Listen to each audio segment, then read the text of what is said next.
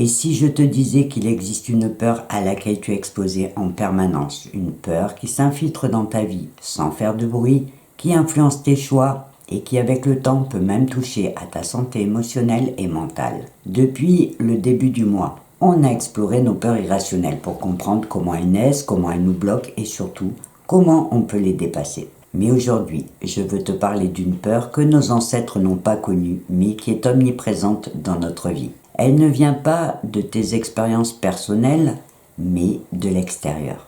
Elle s'infiltre sans faire de bruit dans les médias, dans les réseaux sociaux et même dans nos conversations personnelles. Je veux te parler de la culture de la peur, un phénomène qui nourrit nos angoisses et finit par influencer notre façon de penser, de décider et même de vivre. Et cette peur, à la différence des dangers réels qu'affrontaient nos ancêtres, agit sur nous de façon plus vicieuse. Parce que si tu n'y fais pas attention, elle peut non seulement influencer tes choix, mais sur le long terme, elle peut aussi fragiliser ta santé émotionnelle et mentale. Dans cette vidéo, on ne parlera pas des théories qui se cachent derrière l'utilisation de cette peur.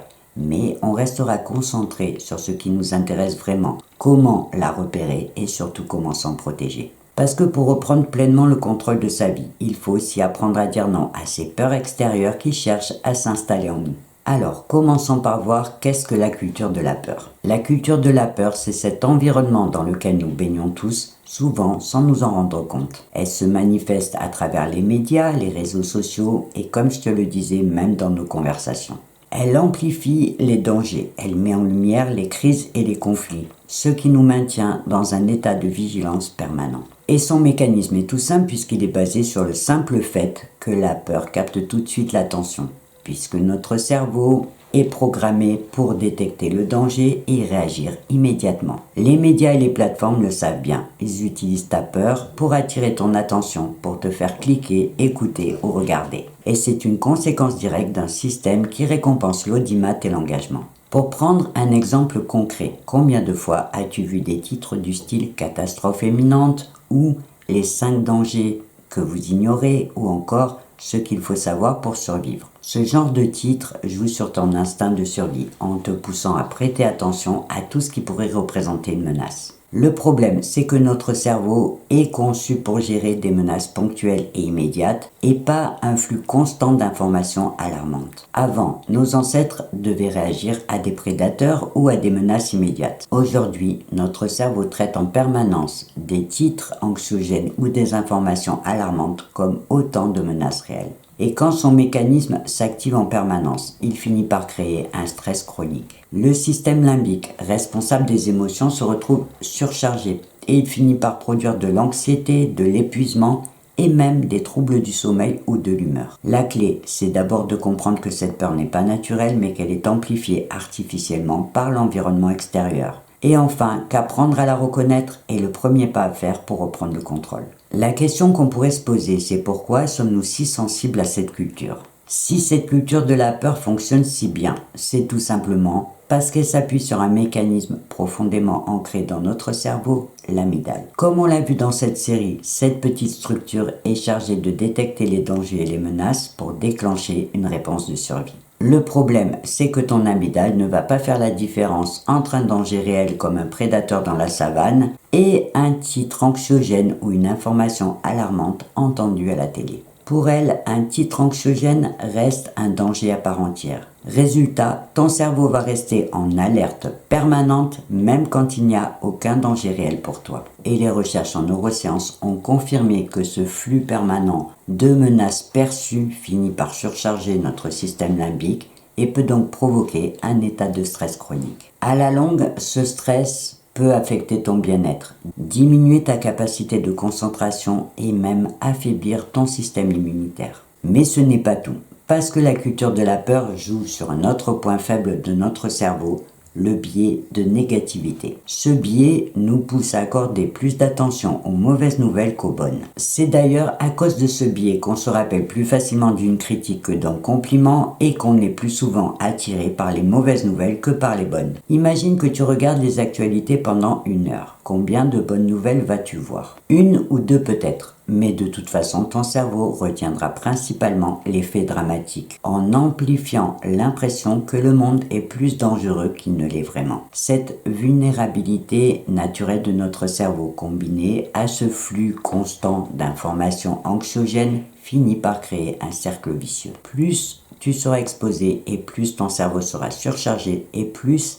ta vision du monde sera alarmante. Ce qu'il faut comprendre, c'est que ce n'est pas toi qui es trop sensible ou trop anxieux. C'est juste ton cerveau qui fait son travail dans un environnement qui le dépasse. La bonne nouvelle, c'est qu'en prenant conscience de cette culture, tu vas pouvoir commencer à reprendre le contrôle. Maintenant, quand on sait que cette culture existe et que notre cerveau y est sensible, voyons comment s'en protéger.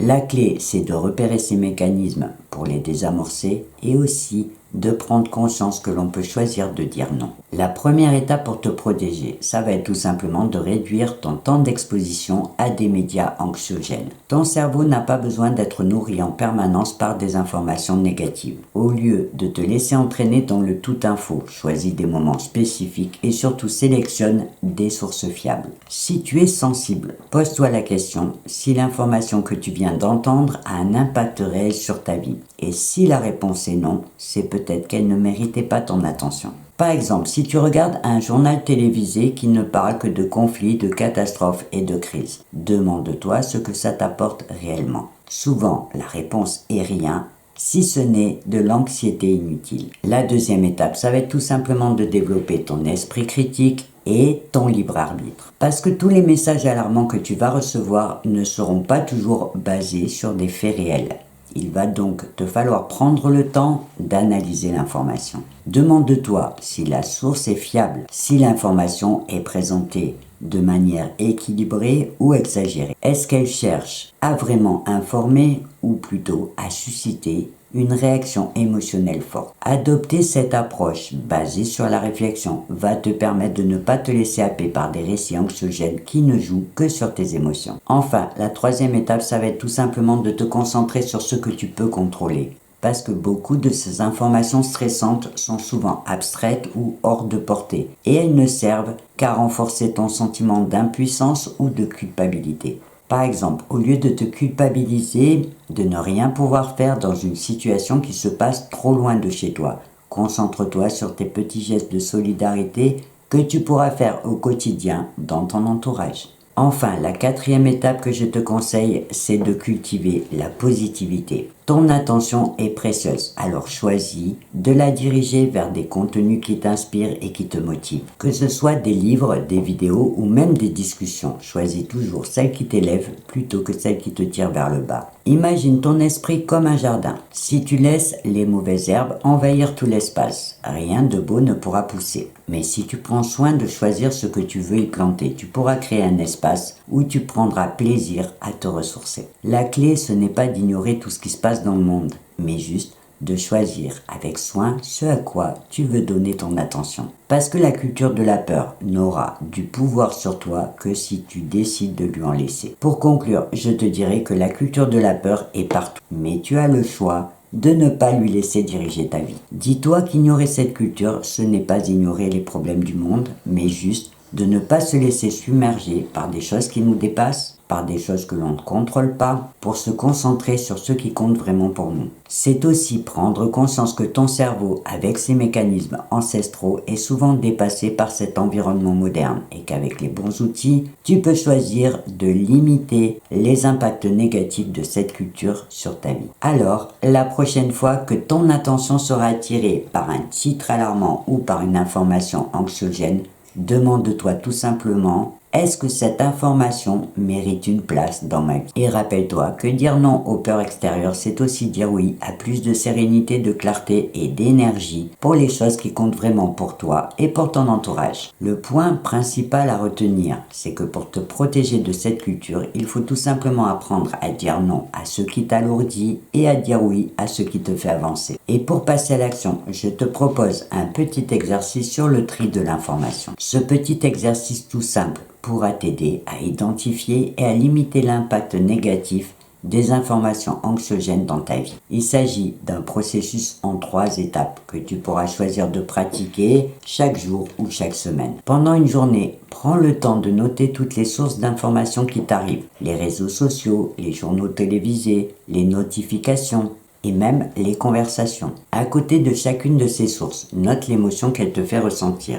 La peur, l'angoisse, l'anxiété ou le calme, l'inspiration. La deuxième étape, ça va être de classer les informations. À la fin de la journée, prends le temps de classer chacune des informations dans une de ces catégories. La première, utile et pertinente. La deuxième, neutre. Et la troisième, anxiogène et inutile. Une fois que tu auras classé tes sources d'informations et donc identifié la catégorie 3, les anxiogènes et les inutiles, il te suffira de limiter leurs sources. Par exemple, désactive certaines notifications ou choisis d'autres journaux télévisés ou encore réduis ton temps sur les réseaux sociaux. L'objectif, c'est tout simplement de réduire ton exposition à cette culture de la peur et de te créer un environnement plus sain pour ton esprit. Avant de te quitter, je te rappelle que si tu as des questions ou des réactions à partager, tu peux le faire dans la partie commentaires sous cette vidéo et je me ferai bien sûr un plaisir de te lire et de te répondre. Pour aller plus loin, dans ma prochaine vidéo, je vais aborder un sujet qui illustre parfaitement cette culture de la peur en te parlant de l'intelligence artificielle. Souvent diabolisée sur les réseaux ou dans les médias, l'IA est perçue comme une menace. Alors qu'à mon avis, elle peut être bien plus que ça. Et je vais donc partager avec toi mon expérience personnelle pour t'aider à mieux comprendre et aussi à te faire ta propre idée. Encore une étape essentielle pour t'aider à avancer vers ton objectif, reprendre le pouvoir sur ces peurs qui te gâchent la vie. En attendant, je te souhaite une belle journée ou une belle soirée et je te dis au revoir et à bientôt.